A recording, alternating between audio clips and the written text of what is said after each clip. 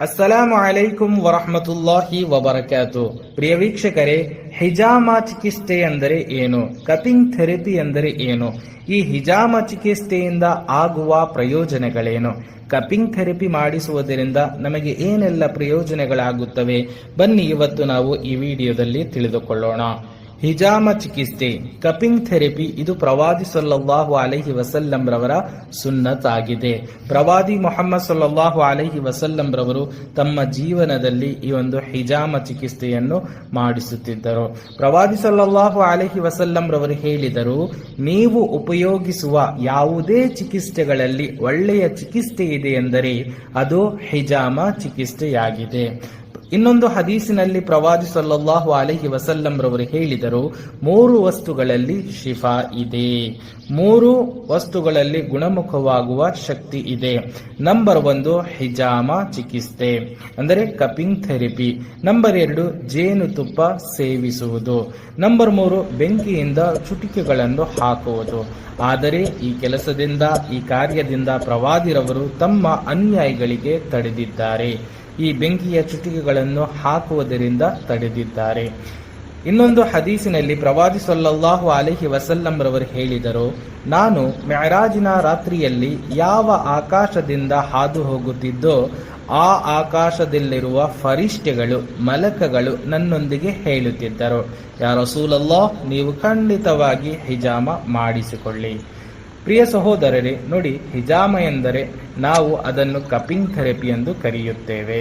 ಇದರಿಂದ ನಮ್ಮ ಶರೀರದಲ್ಲಿರುವ ಕೆಟ್ಟ ರಕ್ತ, ಕೊಳುಕು ರಕ್ತ ಹೊರಗಡೆ ತೆಗೆಯಲಾಗುತ್ತದೆ.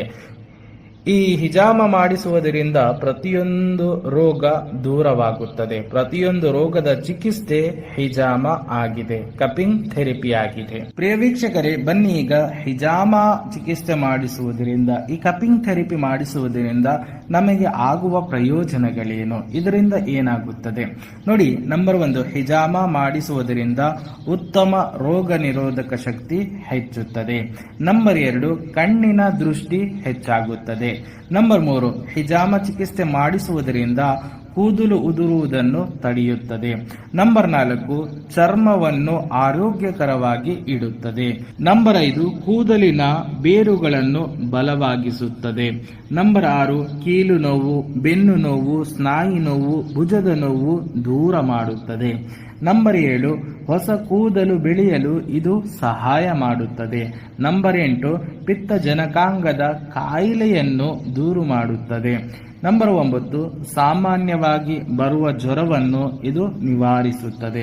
ನಂಬರ್ 10, ರಕ್ತಹೀನತೆಯನ್ನು ಗುಣಪಡಿಸುತ್ತದೆ.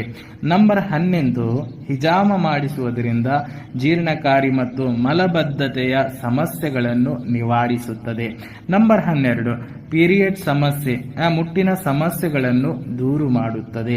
ನಂಬರ್ 13, ಮೂತ್ರಕೋಶ ಸಂಬಂಧಿಸಿದ ರೋಗಗಳನ್ನು ದೂರ ಮಾಡುತ್ತದೆ. ನಂಬರ್ 14, ಥೈರಾಯ್ಡ್ ಅನ್ನು ನಿಯಂತ್ರಿಸುತ್ತದೆ. ನಂಬರ್ 15, ಹೆಚ್ಚು ನಮ್ಮ ದೇಹದಲ್ಲಿ ಕೊಲೆಸ್ಟ್ರಾಲ್ ಇದ್ದರೆ ಅದನ್ನು ಕಡಿಮೆ ಮಾಡುತ್ತದೆ. ನಂಬರ್ 16, ರಕ್ತದೊತ್ತಡ ಕಡಿಮೆ ಮಾಡುತ್ತದೆ. ನಂಬರ್ 17, ಮಾನಸಿಕ ಖಿನ್ನತೆ, ಬಂಜತನ ನಿವಾರಿಸುತ್ತದೆ. ಇನ್ನು ಹಲವಾರು ರೋಗಗಳಿಗೆ ಇದೊಂದು ಔಷಧಿಯಾಗಿದೆ. ಪ್ರೀತಿಯ ಸಹೋದರರೇ, ಪ್ರತಿಯೊಂದು ರೋಗದ ಚಿಕಿತ್ಸೆ ಹಿಜಾಮವಾಗಿದೆ. ಆದ್ದರಿಂದ ಇದನ್ನು ನಾವು ನಮ್ಮ ಜೀವನದಲ್ಲಿ ಅಳವಡಿಸಿಕೊಳ್ಳಬೇಕು, ಹಿಜಾಮ ಮಾಡಿಸಿಕೊಳ್ಳಬೇಕು, ಕಪಿಂಗ್ ಥೆರಪಿ ನಾವು ಮಾಡಿಸಿಕೊಳ್ಳಬೇಕು. ಏಕೆಂದರೆ ಹಲವಾರು ರೋಗಗಳಿಗೆ ಉತ್ತಮ ಔಷಧಿ ಇದು ಹಿಜಾಮ ಆಗಿದೆ. ನೋಡಿ, ಇದು ಕೇವಲ ಪುರುಷರಿಗೆ ಮಾತ್ರವಲ್ಲ, ಸ್ತ್ರೀಯರೂ ಸಹ ಈ ಒಂದು ಹಿಜಾಮ ಚಿಕಿತ್ಸೆಯನ್ನು ಪಡೆದುಕೊಳ್ಳಬಹುದು, ಕಪಿಂಗ್ ಥೆರಪಿಯನ್ನು ಮಾಡಿಸಬಹುದು. ನೋಡಿ, ಈಗ ಹಿಜಾಮ ಯಾವಾಗ ಮಾಡಿಸಬೇಕು ಇದರ ಬಗ್ಗೆಯೂ ಪ್ರವಾದಿ ಮೊಹಮ್ಮದ್ ಸಲ್ಲಲ್ಲಾಹು ಅಲೈಹಿ ವಸಲ್ಲಂ ರವರು ನಮಗೆ ಹೇಳಿಕೊಟ್ಟಿದ್ದಾರೆ. ಹಿಜ್ರಿ ಕ್ಯಾಲೆಂಡರಿನ ಪ್ರಕಾರ, ಅಂದರೆ ಚಂದಿರನ ತಾರೀಖಿನ ಪ್ರಕಾರ 17, 19, 21ನೆಯ ತಾರೀಖುಗಳಲ್ಲಿ ಮಾಡಿಸುವುದು ಉತ್ತಮವಾಗಿದೆ.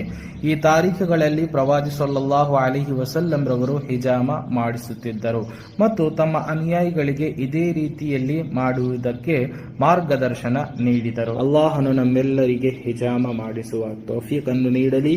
ಪ್ರವಾದಿ ಸಲ್ಲಲ್ಲಾಹು ಅಲೈಹಿ ವಸಲ್ಲಂ ರವರ ಈ ಒಂದು ಸುನ್ನತನ್ನು ಜೀವಂತ ಮಾಡುವ ಒಂದು ತೌಫೀಕನ್ನು ನಮಗೆ ನೀಡಲಿ. ಆಮೀನ್ ಯಾ ರಬ್ಬಲ್ ಆಲಮೀನ್.